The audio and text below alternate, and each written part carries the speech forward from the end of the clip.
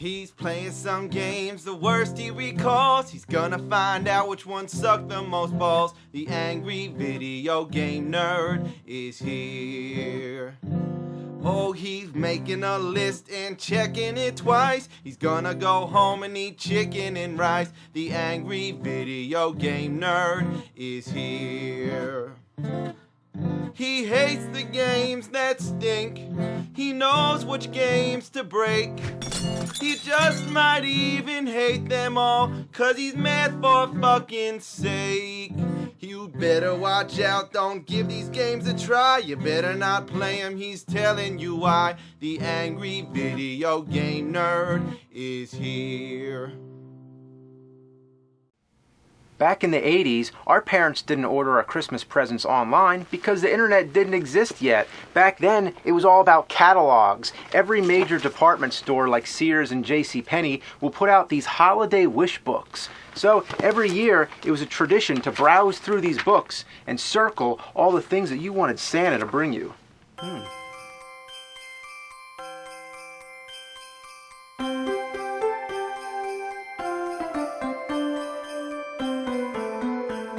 Everything you could possibly imagine was in these books. There were video games, of course. You'd see all kinds of crap like the Rollin' Rocker and Dr. Jekyll and Mr. Hyde. For $39.87? That's criminal. Speaking of prices, it's funny that at some point, the NES and the Atari 7800 were both the same price. For the 7800, it says it has super responsive joysticks because they knew the Atari 5200 controllers were pieces of shit. Yeah, having a responsive controller is kind of a necessity, wouldn't you say? Also, Super 8 cameras and VHS cameras coexisted. A new VHS camera could cost $1,000. Yeah, being able to record yourself with actual footage was a luxury. My family always had to rent one. There were action figures, you had Ninja Turtles, Inhumanoids, the real Ghostbusters, as well as the other Ghostbusters that nobody gave a shit about. There was the giant G.I. Joe aircraft carrier, all kinds of toys, everything.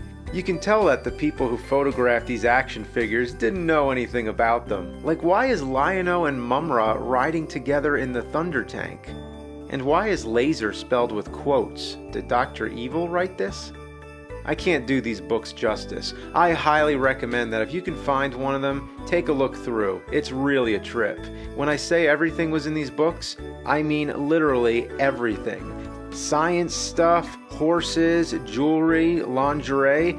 You turn from a page with kitty stuff to see tobacco. These books were mostly for kids to tell their parents what they want, and there were even coloring pages in there. But then there were things like knives and guns. That's terrible that a kid would be flipping through and see that. You'd go from a page that has all kinds of kitty sleeping bags, and right on the other side of the page is a gun cabinet.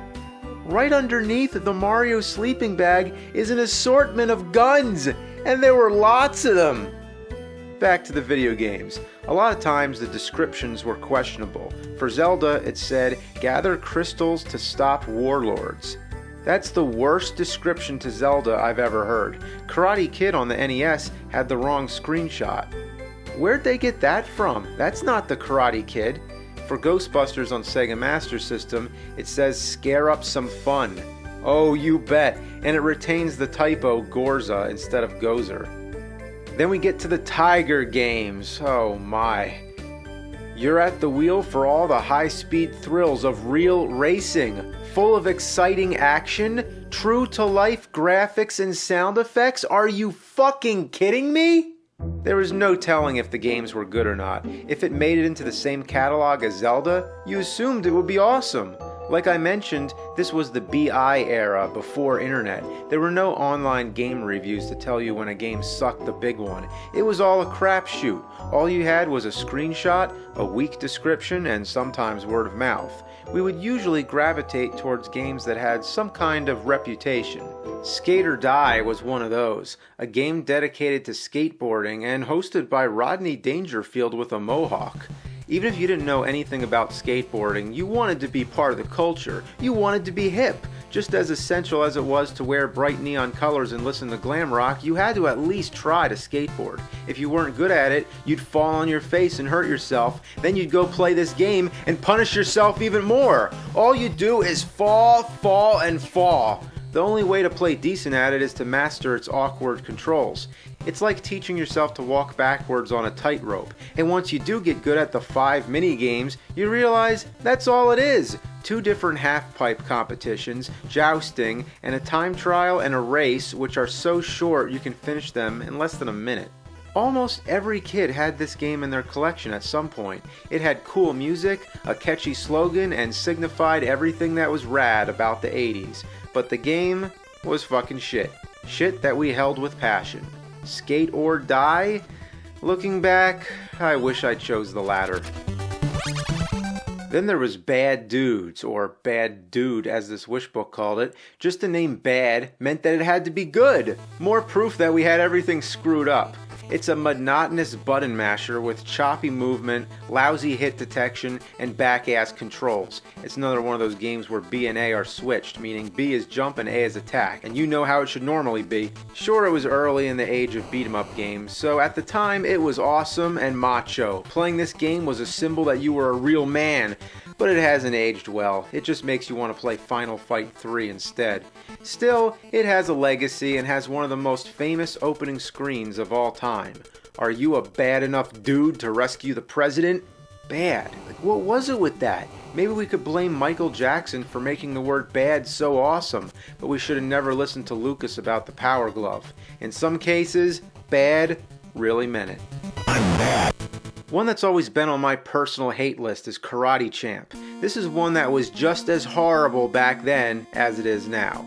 It's an early example of a one-on-one fighting game, but good lord did they fuck it up. In all the years I've revisited this game, I have never figured out how to consciously do any of the moves. I just mash buttons and see what happens. The instruction manual tries to make sense of it all, but it's way too complicated and there's nothing intuitive about it. Hitting your opponent happens at pure random. Most of the time you miss. It's not like he's blocking. Your fists and feet are going right through him, as if you're fighting a ghost. It's hard enough to hit your opponent, but it's even more difficult to keep yourself facing him. It seems like there's certain moves that turn yourself around.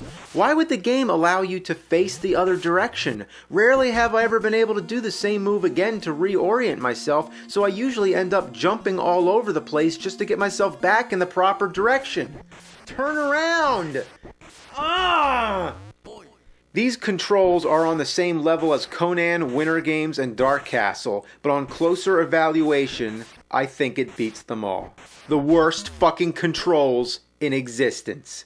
And there's no variety, except for a bonus stage where all kinds of shit flies at you. It's a hopeless situation. Other than that, you fight the same opponent the whole game. In fact, there's no difference between the two characters. It's the same guy fighting the same guy for all eternity. Sure, the backgrounds change, but it doesn't affect the gameplay at all. Even the characters don't seem to exist in the same dimension as these backgrounds. No matter the perspective or the lighting condition, they remain unchanged.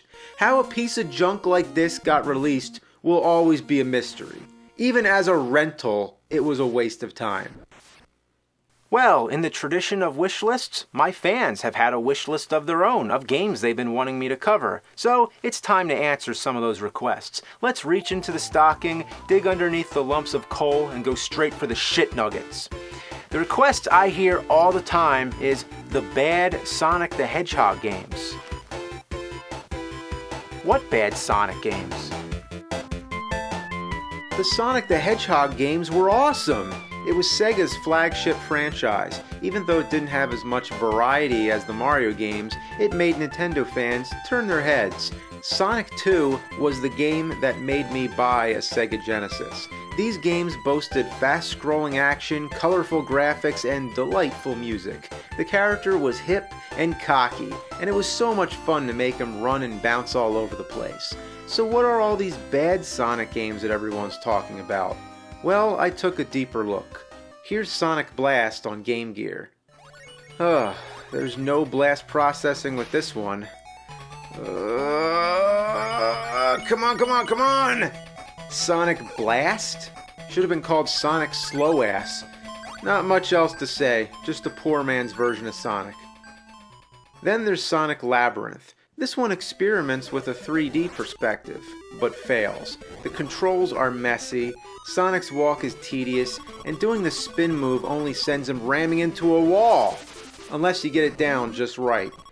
Anyway, these are portable games. What do you expect? This is back when the convenience of taking a game with you on a trip often meant compromising its playability. Then there's Sonic R on the Sega Saturn, which I've also been told is terrible. Oh man, they're right.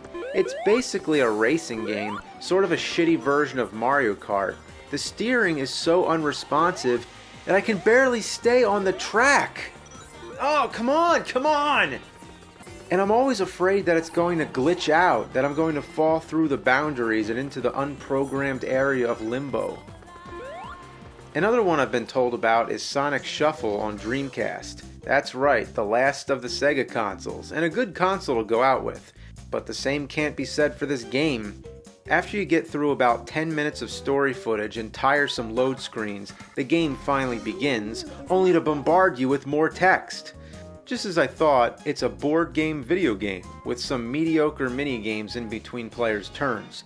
Basically, this is Sega's take on Mario Party, but unfortunately didn't turn out as well. Another big request is Shadow the Hedgehog on the Nintendo GameCube. A Sega game on a Nintendo console? Cats and dogs living together, mass hysteria! Sega and Nintendo were the biggest competitors of my generation, but times have changed. I don't even know who Shadow is, and when did characters in Sonic games start carrying guns? Once again, you have to sit through a movie before the game starts. It's pretty spectacular, but why is it always like this now? Is that what kids do nowadays? Sit around and watch video games? You take control of Shadow, with Sonic following behind. You run, you jump, you shoot. It's pretty self-explanatory. I think it's much more fun than the other games, but I find it a little tough to avoid losing my rings all the time. This homing attack tends to get me killed, and I keep falling down pits. Other than that, I don't have much to say about it. I feel like I just awoke from a frozen sleep. Last I knew, Sonic games were in 2D, Nintendo and Sega were rivals, guns were for Contra, Sonic's nemesis was called Dr. Robotnik, now he's going by Dr. Eggman Diddy Daddy, villain formerly known as whatever. What the hell happened here? This is about as new as I'll go. Sorry, I'm going back to NES. That's what I know best. One of my biggest NES requests since day one is Where's Waldo? First, you have to be familiar with the books. They were incredible. As a kid, I stared at these pages for hours. The illustrations were amazing, and there was so much going on it could keep your eyes busy exploring for a long time. Of course, the objective was to find Waldo amongst other hidden things. Well, how do you take this and turn it into an NES game? This is what happens. It's as if the pages of the book have been chewed up, digested, and shat out an 8-bit ass. How can you find Waldo in this? Where the fuck is Waldo? He doesn't even know where he is. And that's all you do. You just move the square around the screen and hit the button if you think Waldo is in that area. Even when I do find him, I still don't know which one he's supposed to be. It's really not hard anyway. You can just keep trying every space on the screen until you win. The only thing that happens if you pick the wrong area, you lose time on the timer. But it still seems like a better option to guess your way through the game rather than actually trying to find Waldo with your own eyes. In between the stages, you're forced into watching Waldo walk from one place to the next. And he never walks in a straight line. He just wanders all over the place, like he doesn't have a clue where he's going. Why do we need this cutscene anyway? Couldn't we just go straight to the next stage?